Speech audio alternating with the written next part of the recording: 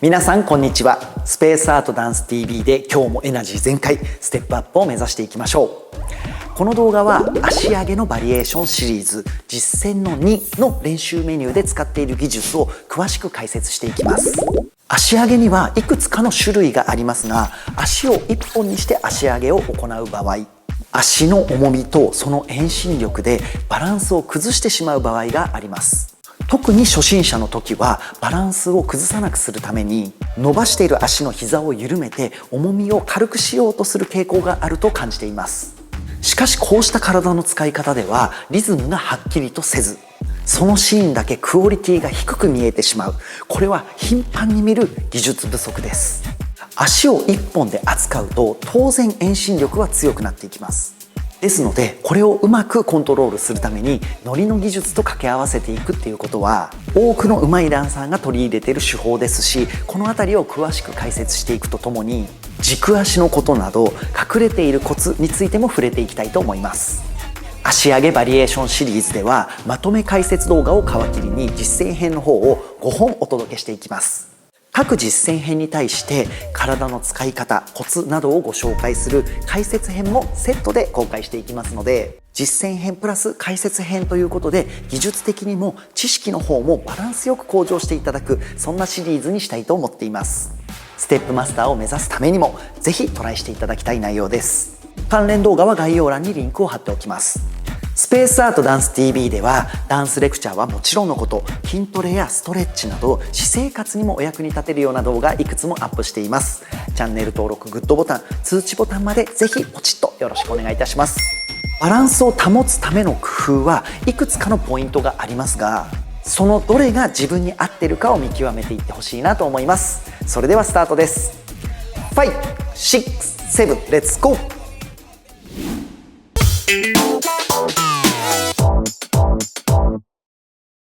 それではポジションや軌道を中心にまずは解説していきたいと思います。その前に全動画でもご説明しようと思っていますが、このシリーズでお伝えしたい足上げのバリエーションは主に2種類です。一つは足を1本で扱う技術、この動画の内容ですね。そしてもう一つは膝下を扱っていく技術。一口に足を上げるといってもいろいろな足の上げ方がありますので、いろいろマスターしてボディコントロールを増やしていただきたいです。そして今回足を1本に扱いながら上半身は前乗りや横乗り、そして軌道で後ろ乗りを使っていきます。実践編の方でやっていただいているメニューはまずその場でとどまるものと一歩踏み出すものと2つあるんですが、まず簡単な方、その場でとどまる方から解説させてください。まず足の上げ方なんですが、足をしっかり1本に見せたいです。ですのでお皿ありますよね。膝のお皿の上にある筋肉、太ももの根元、下の方と言ってもいいかもしれませんが、ここをしっかりと固めていただくと足は曲がりづらくなります。起動中の負担にも耐えられるようになりますので、この筋肉をしっかりとキープするようにしてください。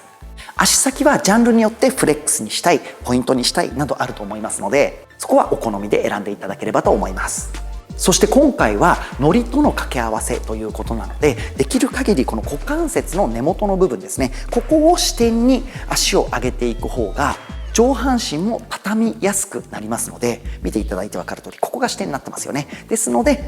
この掛け合わせをしていきたいと、そういうふうに考えていただければベースとしては OK です。足を上げる方向、今回は5つ使っていきます。前、前斜め、横、そして斜め後ろ、真後ろのこの5つですが、それぞれ感覚が違います。先ほどもお伝えしましたが、ここを支点に腸腰筋群っていうところなんですけれども、上げられるのは前と斜め横ぐらいですかね。そうしますと横に上げれば上げるほどちょっとずつお尻の方に筋肉が移っていくことになります。これは前の動画でも説明しているんですが、必ず場所を確認するようにしてみてください。この筋肉が回って使っていってるんだ、それによって方向をチェンジしているんだという感覚は必ずつかむ必要があります。さあ今のを使えばその場でとどまる足上げというのはできるようになります。アクセントしっかりと取りたい方はかかとをもう一個前に出すようにしてあげるといいと思いますし、この後 Tips コーナーでも説明しますが、軸足でも取れると思いますし、ノリのこの上半身でアクセントを取っていくこともできますので、タイミングさえ合えば相当強いアクセントが取れるようになります。そしてこのベースの考え方を元にしていくと、斜めのところなんですけれども、足を素直にパラレル状態で上げていくバージョン、つま先を進行方向に向けるバージョンと2つ考えられます。この場合乗りの種類変えてもいいかもしれません。斜めにこう出すときは前乗りを入れやすい、はい、しかし斜めにした場合は少し斜めに上半身の乗りを入れていってあげれば、ちょうど負担が相殺されるようになりますので、こっちの方がやりやすいという方もいるかもしれません。同じ考え方でしっかりとパラレルで持っていくバージョンの場合は前乗りが素直に入りやすいし、かかとを進行方向に向けた場合はちょっと斜めに行きやすい、はい、こんな風な、ボディコントロールの微調整というのも必要になってくると思います。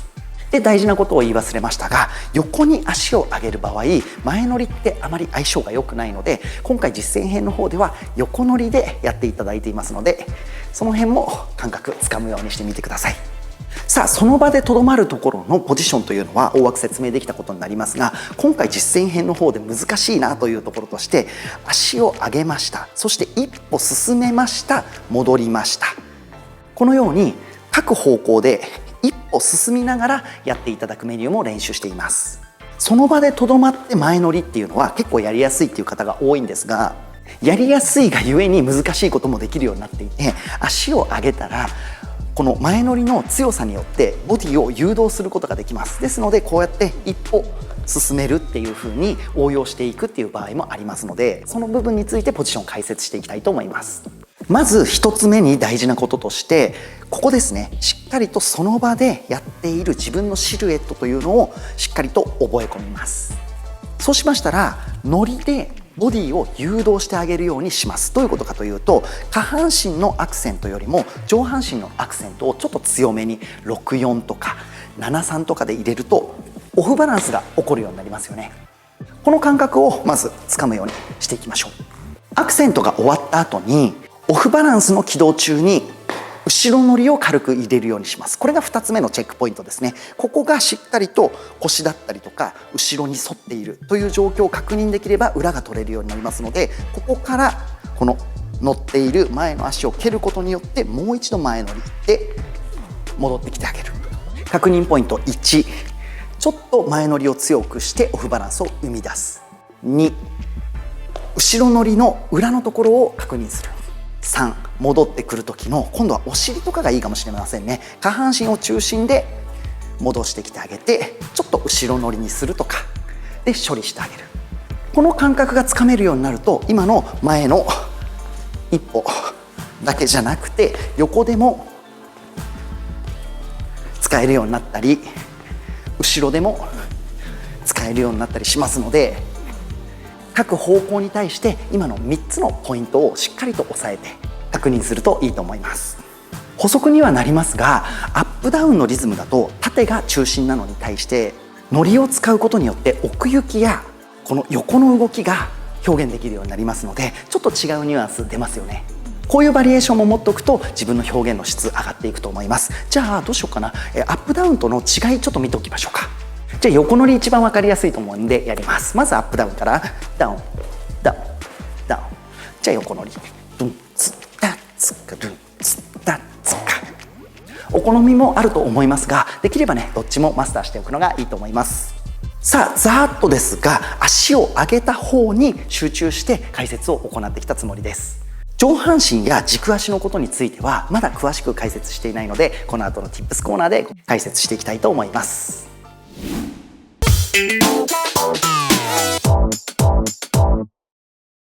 さあそれでは Tips コーナーに移っていきたいと思います。まず一番最初にお伝えしたいのは股関節や骨盤の使い方です。一つ前の実践動画では足を一本に扱うプラスアップダウン、そして今後ご紹介するのに膝下を扱う、これらの場合骨盤の傾けを利用するという選択肢が出てくるんですが、今回の足一本と乗りというのはなかなかね、もう乗りというのが骨盤が傾いていますので、骨盤よりも股関節を意識した方がやりやすくなると思います。ですので股関節ってここにありますよね。この一周、太ももを一周ぐるっと回ったところを意識していただいて、足をそれぞれ上げていくっていう感覚にしてあげると比較的バランスは取りやすくなる。そんな風に考えてみてください。次に軸足へと行きたいところなんですが、乗り結構難しいので先に上半身の説明をさせてください。先ほども触れましたが、乗りって特性上どうしても骨盤が傾く、横乗りでもそうですね、骨盤が傾くというのがセットになっていますので、考え方をちょっと変えてみましょう。骨盤から上が上半身で、股関節から下が下半身、こんな風に切り分けるとしっかりとくの字を作りやすいと思いますので、まずはこういう考え方で動かしていきましょう。そうするとよく見られがちなパターンとしてなんですけれども、ここで上半身を扱っちゃうと意外とお辞儀しててもアップダウンの動きに近い形になってしまうので、これは NG ですね。そして、横乗りもそうなんですが、意外とねこういう風になっちゃう方いらっしゃるので、最初のうちはですよ、目線をしっかりと変えるということを意識してやるようにしてみてください。乗りの技術だけだとこうですね。はい、これにここから下の足上げを行ってタイミングを合わせていく。前乗りの方も骨盤から上で乗っていく。はい、これに対して股関節支点で足を上げていく。こうすればかなりバランス確保しやすくなります。ちょうど行った時の真ん中が軸足になっていますので、結構アクセントを強く入れてもバランスは崩れづらくなると思います。初心者のうちはこことここ、頭のてっぺんと肩の三角形がずれないように動かしていくとやりやすいんじゃないかと思います。さあ、それでは次に軸足についてちょっと触れていきたいと思うんですけども、結構足の裏のコントロールが大変です。もちろん膝を柔らかく使うっていうのも前乗りの時もそうなんですけれどもすごく大事なんですが、足を上げて片足になって、前乗りを行う関係でこのようにいきますよね。でバランスを取れる角度というか一番乗せやすいところっていうのが若干かかと寄りになっていきます。前の場合です。ですのでつま先体重だけでしか練習してない人っていうのはかなりこの動きやりづらいんじゃないかと思います。少しこのようなイメージをして膝を柔らかく使いながらですから、こうですからね、はい、このような形で持ってってあげるとアクセントも取りやすいし、バランスを確保しつつアクセントでバインと戻ってくることもできるので、まず前で感覚掴んじゃってほしいです。次にやりやすいのは斜めですね。ちょっと横乗り混ざりますけれども、このように比較的やりやすいと思います。ただこっちに足を上げている関係でかかとまっすぐじゃなくてちょっとこっちにちょっと外側に逃げていくような感じにしてあげるとバランスは確保しやすいんじゃないかと思います。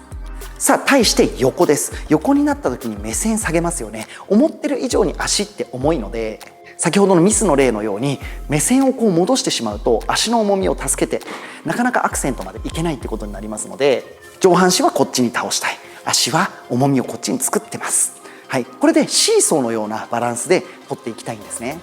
で横乗りの場合はしっかりと膝を深く曲げてあげることによってバランスは取りやすくなると思いますが、これだけだとこの円の動きに対して縦のリズムしか取れないのでなかなかアクセントを取ることができません。そこでなんですけれども、足の裏です。私は内ラインと呼んでますが、母子球とかかとのラインをしっかりとつないでいただき、膝を曲げると同時に内ラインに対して膝を入れるんじゃないですよ。内ラインに対して上から押さえ込んでってあげるようにするとアクセントかなり見えやすくなりますし、バランスも確保しやすいので、この勢いに対して戻すような動きですね、これをちょっと研究してみてください。さあ前から横に流れていった後ろの方に行けば当然つま先でバランスを取っていった方がバランスとしてはいいよということになります。さあここまででその場にとどまることの中でのコツというのは全てお伝えしきったことになるんですが、難しいやつで一歩踏み出すっていうやつがありましたね。これだと少し、軸足の使い方変わるのでちょっと確認させてください。動きとしては上げる、踏み出す、上げる、戻るです。先ほどはかかとでバランスを取ったら戻ってきやすくなるとお伝えしましたが、一歩踏み出す関係でやはりつま先に移っていくことがベストです。ですので、思い切ってつま先で持ってってバランス崩しちゃってください。先ほどはとどまりたかったから後ろに行ってた。でも今回進みたいんだから少しつま先側に持ってっちゃいましょう。こうすることによって前の足にしっかりと体重が乗れるようになり、膝も曲げやすくなりますので、後ろ乗りも入りやすくなると思います。この後ろ乗りから戻る勢いを意識して、で胸じゃないですよ、骨盤から戻すようにするとしっかりと戻しやすくなりますので、骨盤から戻した最後のリズムは少しかかとで取ってあげて、またつま先に行って、そしてかかとで取ってあげてと、この繰り返しをしてあげると足は一歩踏み出しやすくなるんですが、なかなかねこの使い分けっていうのが難しいので、細かいので練習が必要だと思います。ほぼ同じ考え方なんですが、例えば横に一歩踏み出したい場合ありますね。こういう場合ではやっぱ先ほどは戻りやすくするために内ライン行きました。でもこれをはみ出しちゃうわけです。はみ出しちゃえば一歩行きやすくなる。起動中に頑張って脇腹使って横乗り反対まで行き、そしてもう一度持っていくときに、戻るときこそ少し外ライン使ってあげるとこっちに戻りやすくなりますから、足の裏のコントロール、こういうコントロールを使ってあげることでリズムが取りやすくなるとともに、私はなんですけれども、これでかかとでアクセントを取った方が少しリズムが取りやすかったので、はい、このように少しつま先立ちになって持ってってあげるっていうことをしてあげるとやりやすくなるという方もいらっしゃるかもしれません。このように乗りって上半身を誘導したりすることにも使えます。うまく足の裏とセットにすることによって一歩こうやって踏み出していったりとかするっていうのは結構使ってる技多いので、ぜひ乗りの技術マスターしていただきたいと思います。最後に少し腕についてだけ説明させていただきたいんですけれども、これキーハンドっていうらしいんですけれども、こう鍵を持ってるような指にします。でこれだけだと、形の名前になってしまうんですけども、キーハンドをする時ってこのように肩をブランコのように扱うことが多いです。でこれは何のためにやるものなのかなっていうのを私なりにしっかりと考えた時期があるんですけれども、今回のように一歩踏み出して戻っていくっていう時に、前乗りや後ろ乗りだけでは戻れないという可能性があります。今回は前乗りアクセントなので、特に裏である後ろ乗りからの前に戻ってくる、ここですね、ここです。はい。であとここですね。この時に少しその自分の前後運動だったり、横でもそうですね、左右運動を助けてあげるためにこの肩を使うことによって肩甲骨が誘導されます。誘導されることによって自分の後ろ乗りや前乗りを助けてあげるということができるようになりますので、上半身だけでこう動かしていくのではなくて、キーハンドを使って肩をブランコのように扱っていく、これも混ぜてやってみてください。じゃあ試しにこの後ろ一歩踏み出すので、ないバージョンとあるバージョンちょっとやってみたいと思います。ではキーハンドがないバージョンから、セーブエンワンツースリー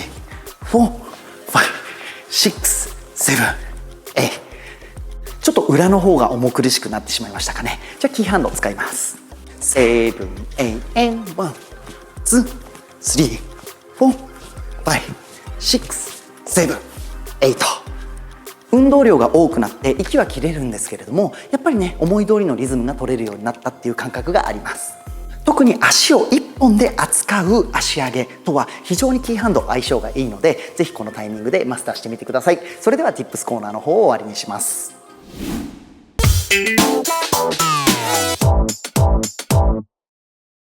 皆さんお疲れ様でした。足上げのバリエーション、足1本と乗りとの掛け合わせ、理解は深まりましたでしょうか。一番のポイントだと感じるのは、足1本で力強く上げれば遠心力で体のバランスが崩れてしまう、それを掌握しなければいけないということだと思っています。それを回避するために上半身は乗りの技術を使って負担を軽減するのが一番効果的だと思います。しかし足に関しても胸の乗りに関しても、入門者初心者のうちは少し難しく感じる技術でもありますので、コツコツと練習をしていただきたいです。それでは簡単に復習していきましょう。足を1本で扱う足上げを練習しました。乗りとの掛け合わせは骨盤の使い方、体重移動、ここがコツになります。股関節や骨盤を意識することでより多くのシルエットを表現することができます。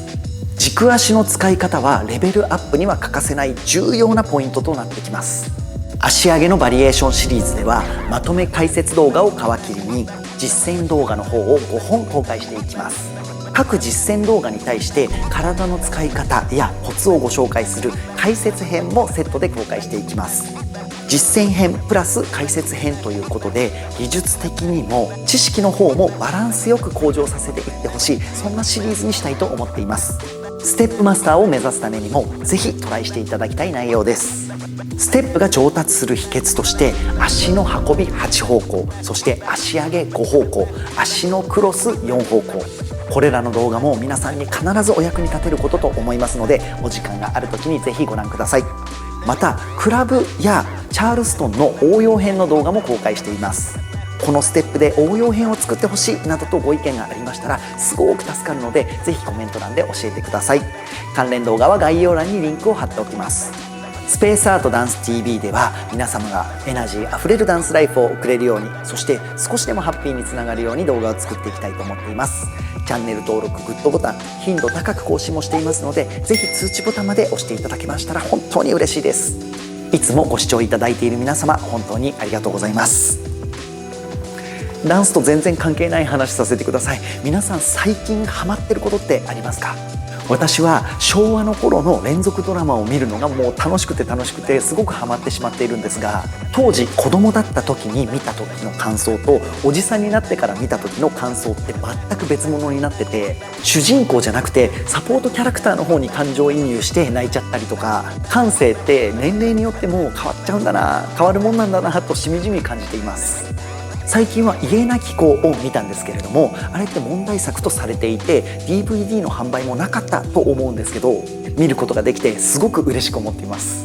皆さんもこのドラマがおすすめだよみたいのがあったら年代とか関係なくていいので、ぜひ教えていただけたら嬉しいです。僕からは家なき子プライムでまだ見れると思いますので、ぜひ見ていただきたい名作です。それではまた次回の動画でお会いしましょう。ありがとうございました。